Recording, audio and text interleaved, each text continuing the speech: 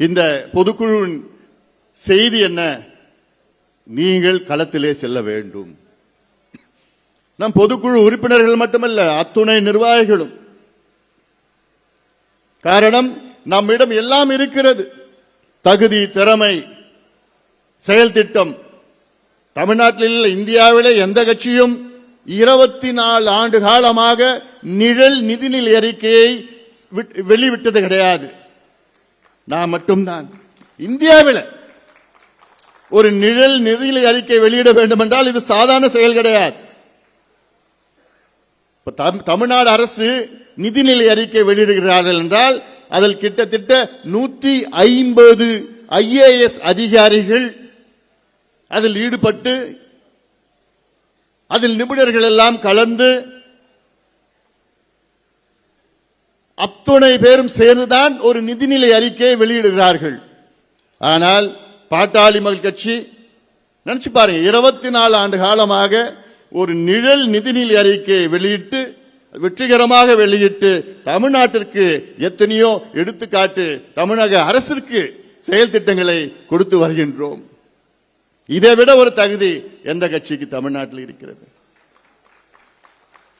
எல்லாவற்றுக்கும் மேல் நம்முடைய முனைவர் சௌமியா அன்புமணி அவர்கள் பேசுகின்ற நேரத்திலே சொன்னார்கள், 100 ஆண்டுகளுக்கு முன்பு எடுக்கப்பட்ட சமூக நீதி கணக்கெடுப்பு, ஜாதிவாரி கணக்கெடுப்பு 100 ஆண்டுகளுக்கு முன்பு. அதன் பிறகு முதல் முறையாக தமிழ்நாட்டிலே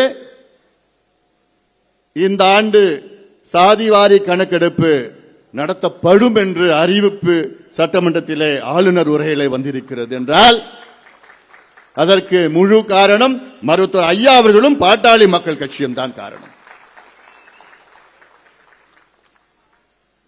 ஏனால் இது ஏதோ ஒரு கணக்கெடுப்பு, இது ஒரு சாதி கணக்கெடுப்பு அப்படியெல்லாம் ஒரு சில பேர் பேசுகிறார்கள். அவர்களுக்கு அந்த அளவுக்கு புரிதல் இல்லை. இந்த கணக்கெடுப்பு நடத்தினால் தமிழ்நாடு முன்னேறும், அனைத்து விதத்திலும் தமிழ்நாடு முன்னேறும். அதுதான் நம்முடைய இலக்கு. அந்த வகையில் நீங்கள் நம்முடைய இலக்கை நோக்கி 2031 பாமக ஆட்சி, நம்முடைய ஆட்சி வர வேண்டும். அதற்கு நமக்கு களம், நமக்காக இருக்கின்ற அமைத்த களம் இது. கடந்த சட்டமன்ற தேர்தலில் நாம் வெற்றி பெற முடியவில்லை. ஆனாலும் தேர்தலுக்கு பிறகு தலை நிமிர்ந்து நின்று கொண்டிருக்கின்றோம். மற்ற கட்சிகள் எல்லாம் துவண்டு அடங்கி ஒடுங்கி இருக்கின்ற நேரத்திலே நாம் மட்டும்தான் தலை நிமிர்ந்து நிற்கின்றோம். காரணம், மக்களுடைய நமக்கு ஆதரவு. தேர்தல் முடிந்தவுடன் வேகமாக களத்தில் இருப்பது ஒரே ஒரு கட்சி தான், பாட்டாளி மக்கள் கட்சி. ஆளுங்கட்சி அது வேறு, அவர்கள் ஆட்சியில் இருக்கின்றார்கள்.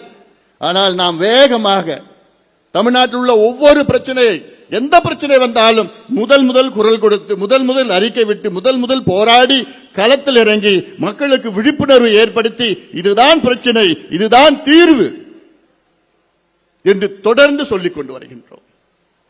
மீண்டும் நான் சொல்கின்றேன், இங்கே இந்த பொதுக்குழுவுடைய செய்தி என்னன்னா, களத்தில் இறங்குங்கள். நமக்கு எல்லாம் இருக்கு, தகுதி, திறமை, நேர்மை எல்லாம் இருக்கு.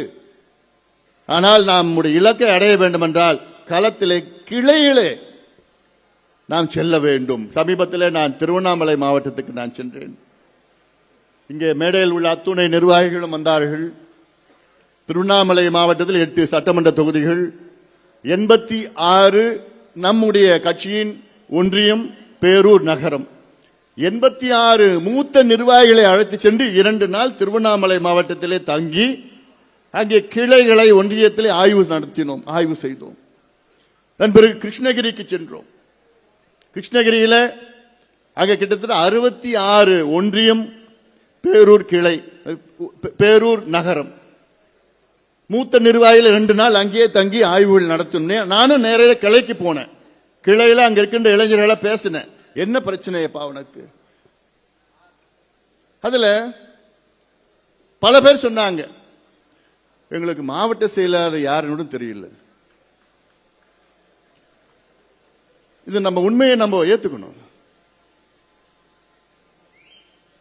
அப்போ என்ன நிலையில நாம அரசியல் நடத்திட்டு இருக்கிறோம், நம்ம கட்சி நடத்திட்டு இருக்கிறோம். ஏன்னா இது இவங்க சொன்னாங்க இல்லங்க நாங்க போறோம்னு. நான் சொன்னேன் நானே வரேன். ஏன்னா நம்ம மேடையில பேசலாம், தமிழ்நாடு ஃபுல்லா சுத்தி வரலாம், சட்டமன்றத்தில் நல்லா பேசலாம், பொதுக்கூட்டத்தில் நல்லா பேசலாம், மாநாடு நடத்தலாம், நடைபயணம் நடத்தலாம், எல்லாம் பண்ணலாம். ஆனால் நம்முடைய கிளை நீரோட்டமாக இருக்க வேண்டும். அப்போதுதான் நாம் தேர்தலில் வெற்றி பெற முடியும். சில ஒன்றியத்தில் ஒன்றிய செயலாளர் யாருன்னு கூட தெரியலன்னு சொன்னாங்க. ஒன்றிய செயலாளர் நாங்க பார்த்ததே இல்லை. இதை மாற்றி அமைக்க வேண்டும். அதுதான் இந்த செய்தி, இந்த பொதுக்குழு செய்தி. அதுதான் உங்களுக்கு நான் சொல்லணும். தயவு செய்து களத்துக்கு போங்க. இல்ல நான் மாவட்ட செயலாளர் நான் இப்படிதான் இருப்பேன்னா அப்போ நீங்க மாவட்ட செயலாளர் இருப்பதற்கு தகுதியற்றவர்கள். நீங்க மாவட்ட செயலாளர் எங்கன்னா கிராமத்துக்கு போகணும். இந்த பேஸ்புக் வச்சுக்கிட்டு, ட்விட்டர் வச்சுக்கிட்டு, சோசியல் மீடியா வச்சுக்கிட்டு, பதிவு வச்சுக்கிட்டுலாம் பண்ணாதீங்க. போதும். இதுதான் என்னுடைய எதிர்பார்ப்பு உங்கள்கிட்ட. நீங்க எந்த பொறுப்பு வந்தாலும் சரி கிளைக்கு போங்க. நீங்க எடுத்துக்காட்டாக இருங்க. பல ஒன்றிய செயலாளர்கள் போறது கிடையாது, பதிவு போட்டு அரசியல் பண்ணிட்டு இருக்கிறாங்க. தயவு செய்து போங்க. இதுக்கு பிறகு எப்படி இருந்தீங்களோ இதன் பிறகு மாற்றிக்கொள்ளுங்கள். இதுதான் உங்ககிட்ட நான் கேட்கிறேன். நான் வீரவசனம் மேடையில் பேசல, நாங்க வருவோம், அடுத்தது நாங்க தான் நிச்சயமா வருவோம். ஆனால் வர வைப்பது உங்கள் தான். ஏன்னா நான் கிளைக்கு போய் கேட்டப்போ அவங்க சொன்ன, இந்த இளைஞர்கள் சொன்னாங்க, என்ன சொன்னாங்க தெரியுமா? ஐயா இந்த ஊர்ல ஒரு பஸ் ஸ்டாண்ட் இல்ல, ரோடு சரியா இல்ல, பஸ் வரல, இந்த பிரச்சனைக்கு தீர்வு வரலன்னா கூட பரவாயில்ல, ஆனா இந்த பிரச்சனைக்குன்னு யாராவது வந்து இது பேசினா எங்களுக்கு போதும். எங்க கிராமத்துக்கு வந்து பஸ் வரல, இந்த ரோடு சரியில்லை, இந்த ஒரு பாலம் போடணும், இந்த பிரச்சனையை பேசினாலே போதும், நாங்க அரசியல் செய்ய முடியும். ஆனால் பேசுவதற்கும் யாரும் வருவது கிடையாது. அதுதான் அவங்க எதிர்பார்க்கிறாங்க. தீர்வு எதிர்பார்க்கல. தீர்வு வந்ததான் சந்தோஷம். ஆனா அதை விட வந்து கேட்டாலே போதும். அதுதான் இப்ப இருக்கிற சூழல்ல. தயவு செய்து அதை நீங்கள் உங்களை திருத்திக் கொள்ளுங்கள், மாற்றிக்கொள்ளுங்கள். நாங்க தலைமையில வேகமா போனா பிரயோஜனம் கிடையாது. நீங்க எங்க கூட வரணும். வேகம், அந்த வேகத்துல நீங்களும் வரணும். வந்தாதான் வேகமா நம்ம போய் ஒன்னா போக முடியும். தலைமை வேற விதமா வேகமா போயிட்டு கீழே இருக்கிறவங்க செயல்படலைன்னா பிரயோஜனப்படாது.